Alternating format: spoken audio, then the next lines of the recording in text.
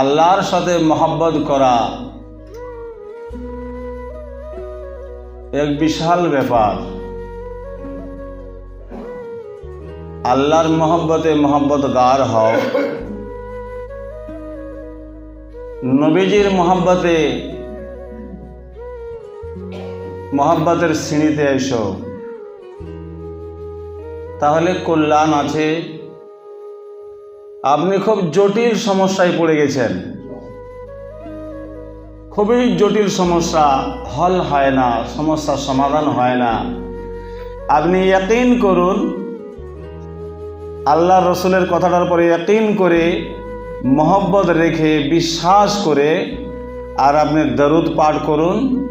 আপনার সমস্যাটা আপনি আল্লাহ পাক হল করে দেবে, সমস্যার সমাধান করে দেবে। আমি যে আয়াতে কারিমে তেলাওয়াত করেছি, এ আল্লাহর মহব্বতের ব্যাপারে। আল্লাহর সাথে মহব্বত কিরকম হবে? তো আল্লাহ পাক বলছেন যে আমার নবীর উপরে মহব্বত করো, ওর সংবিধানের পরে তোমরা মহব্বত করো, আমল করো, আমার মহব্বত করা হবে।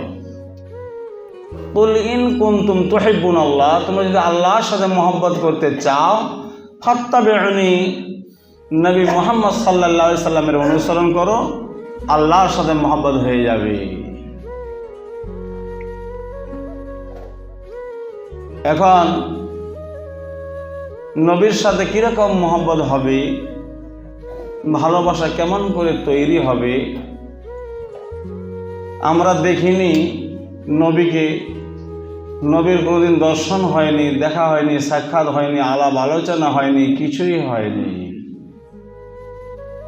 এমন একটা বাদশা ওর সাথেও হয়নি, খুব জালেম ছিল বাদশাটা, খুব মানুষের পরে নিপীড়ন অত্যাচার এনি টাইম করত। ওর নাম হচ্ছে তুব্বা, বাদশাহ তুব্বা। ফেরাউন, মিশরে যারা বাদশাহ হবে ওদেরকে বলা হয় ফেরাও, আর ইয়েমেনে যারা বাদশাহ হবে ওদেরকে বলা হয় তুব্বা। এর নাম ভালো হলো হুমায়রি বাদশাহ, নবী আসার 1000 বছর আগে।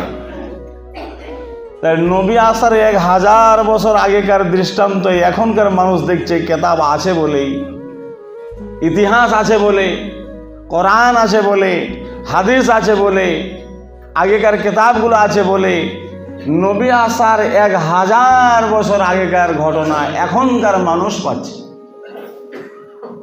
জি, আপনি কবে জমি বিক্রি করে দিয়েছেন, ওর নথিপতি দেখেন আপনি অফিসে এখন পর্যন্ত রাখা আছে। কম্পিউটারে যদি ডাউনলোড না হয় তো এমনিতে ওই লাল কাপড়াতে বাঁধা আছে। আপনি সার্চিং করেন, 20 টাকা না 25 টাকা করে বছর নিচে সার্চিং করেন, পেয়ে যাবেন, ওখানে ঢুঁড়েন দাগ নম্বর দিয়ে। তো এটা হচ্ছে ইতিহাস। ওই ইতিহাস, ওই জালেম বাদশাহ,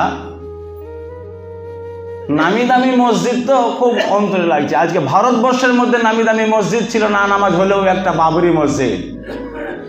এই নামি দামি মসজিদ থেকে কি করে নষ্ট করে দেওয়া যায়, ঠিক সেরূপভাবে কাবা শরীফটাও খুব নামি দামি মসজিদ। পৃথিবীতে যতগুলো মসজিদ আছে সবার মা হচ্ছে কাবা, বাইতুল হারাম। এই মসজিদে আপনি ঝাড়ু দেবেন তো ওই মসজিদে ঝাড়ু দেওয়ার নাকি আল্লাহ পাক আপনার কপালে লিখে দেবে। এই মসজিদের একটা ইট দেবেন তো ওই মসজিদে ইট দেওয়ার সওয়াব আল্লাহ পাক দিয়ে দেবে। এই মসজিদে একটা জান্নাত লাগিয়ে দেবেন তো ওই কাবা শরীফের জান্নাত লাগার একটা সওয়াব আপনাকে দেবে। এই মসজিদে একটা আপনি বিছানা দেবেন তো ওই মসজিদের বিছানা দেওয়ার সওয়াব আল্লাহ পাক দেবে। হাদিসে যেটা এসছে, সারা পৃথিবীর যতগুলো মসজিদ আছে সমস্ত মসজিদের মা হচ্ছে বাইতুল হারাম, কাবা। এই কাবা খুব নামি দামি মসজিদ, বাদশার অন্তর জ্বলে গেল একবারে। আমরা খ্রিস্টান মুশরিক মানুষ, আমাদের এরকম ইবাদতের জায়গা নাই। সারা পৃথিবীর মধ্যে নামি দামি জায়গা হচ্ছে বাইতুল হারাম। এই বাইতুল হারামকে কি করে ভেঙে দেওয়া যায়, একে কি করে ছারখার করে দেওয়া যায়, তার পরিকল্পনা শুরু করলো বাদশাহ হুমায়রি, ইয়েমেনের বাদশাহ, খুব শক্তিশালী। একটা আমরা শুনেছি যে কাবা শরীফ ভাঙতে গিয়েছিল আবরাহা, আর এই হুমায়রি বাদশাহ খালি পরিকল্পনাটা নিয়েছিল। জি, আবরাহার তো খেলটা ওখানে খেলে দিয়েছিল আল্লাহ পাক, আর এই বাদশাহ কি করলো, খালি মনে খালি পরিকল্পনা করলো যে কাবাটাকে উড়িয়ে দিতে হবে, এই নামি দামি মসজিদে রাখা যাবে না। আপনি যদি খুব নামি দামি হয়ে যান তো কতগুলো ছেচ্চ আর বাটোয়ার আছে, ওই নামটা আপনার আউট করে দেওয়ার জন্য খালি লাগিয়ে থাকবে। খালি কি করে একে ফল্টে ফেলা যায়, কিন্তু আল্লাহ যাকে ফেলাবে না ও কেউ ফেলাতে পারবে না। দেখবেন পৃথিবীর মধ্যে যদি আপনি নামি দামি হয়ে যান ব্যবহারে, আচারে, কাজে, কর্মে, বিভিন্ন রকম উপায়ে, উপায়ে, তো দেখবেন যে আপনাকে কি করে খালি শেষ করা যায়, এরকম কিছুটা বাটোয়ার পৃথিবীতে থাকবে আর নালায়েক পৃথিবীতে থাকবে। পৃথিবীর মধ্যে নামি দামি কাবা শরীফকে হারিয়ে দেওয়ার জন্য, মিশিয়ে দেওয়ার জন্য হুমায়ুনি বাদশাহ পরিকল্পনা নিয়েই নিল। যাবে এবার মসজিদটাকে ভাঙবার জন্য, যাবে লক্ষ লক্ষ মানুষকে নিয়ে যাবে। তার আগেই আল্লাহ পাকে শুধু খালি মনে কল্পনা হয়ে গেছে, চারটা বেমার ওকে দিয়ে দিল আল্লাহ। এই জালেম বাদশাহ মানুষের পরে অত্যাচার আর জুলুম আর সিতাম তুমি করো, করতে করতে সীমারেখা অতিক্রম করে চলে গেছো। এবার আমার ফেরেশতাদের নির্মাণ করা মসজিদকে তুমি ভাঙতে যাবে, তার আগেই তোমার খেল আমি খতম করে দেব। কি করলো আল্লাহ, আগে সর্বপ্রথমে ওকে একটা ওষুধ দিয়ে দিল। ওষুধটা হচ্ছে পেশাবের রাস্তায় রক্ত, পেশাবের রাস্তা দিয়ে এনি টাইম রক্ত শুরু করে দিল আল্লাহ রাব্বুল আলামিন। তারপরে কি করলো, পেশাবের রাস্তা দিয়ে পুজ, হামিমা ওয়া গাসসাকা, পুজ বের করে দিল। এনি টাইম 24 ঘন্টা শুধু পুজ আর রক্ত পেশাবের রাস্তা দিয়ে বের হয়ে গেল, শুরু হয়ে গেল। এবার বলেন নাক দিয়ে মানুষের পোটা বের হয়, নাক দিয়ে এবার শুধু পুজ বের হওয়া শুরু হলো।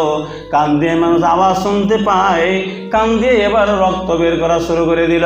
চোখ দিয়ে মানুষ দেখে, ওই চোখ দিয়ে এবার আল্লাহ রাব্বুল আলামিন কি করলো, রক্ত বের করা শুরু করে দিল। জি, এবার কি করবে, এতগুলো ব্রাম কেন ধরলো হঠাৎ করে? আমি নিয়ত করেছি যে কাবা শরীফকে ভেঙে দিব। পাদ্রী যারা পাদ্রী গণকদার, ওই ধর্মের গণকদার, ওদের কাছে গেল, 40টা পাদ্রীর কাছে গেল, 40টাই পাদ্রী একটাই রেজাল্ট দিল। আজকে এখানে ল্যাবরেটরিতে আপনাকে ঢুকিয়ে দেওয়া হবে, ব্লাড চেক করা হবে, যেই অসুখটা এখানে ধরা পড়বে, শামসিতেও আপনি চেক করেন ওটাই ধরা পড়বে, মালদাতে আপনি যান ওটাই ধরা পড়বে, আপনি কলকাতায় যান ওটাই ধরা পড়বে, ওটাই ধরা পড়বে। ঠিক 40টা পাদ্রীর কথা মিলে গেল যে তুমি একটা খারাপ নিয়ত করেছ।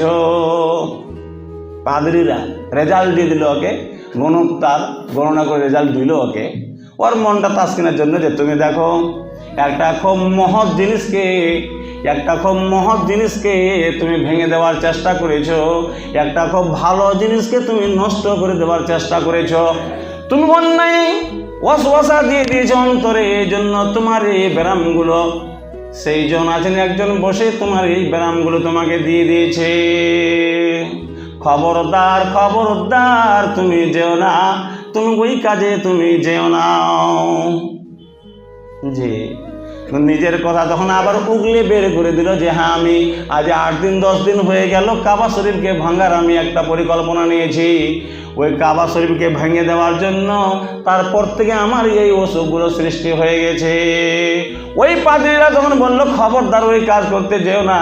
এখন আপনি গোটা ভারতবর্ষের মধ্যে দেখেন, গোটা ভারতবর্ষের মধ্যে যারা ভালো ভালো বিজ্ঞ ঠাকুর, যারা ধর্মগুরু হিন্দুদের, যারা বৌদ্ধ ধর্মের গুরু, যারা ঈসাই ধর্মের গুরু, খ্রিস্টানদের গুরু, ওদেরকে আপনি জিজ্ঞাসা করেন নেটে, আপনি দেখছেন ওরা পরিষ্কার নবীজির সাক্ষ্য দিচ্ছে, আর পরিষ্কার মসজিদের সাক্ষ্য দিচ্ছে, আর পরিষ্কার বাইতুল হারাম কাবা শরীফের সাক্ষ্য দিচ্ছে, আর পরিষ্কার আল্লাহ রাব্বুল আলামিন যে এক অদ্বিতীয় সাক্ষ্য দিচ্ছে। ভালো মানুষ ওরা।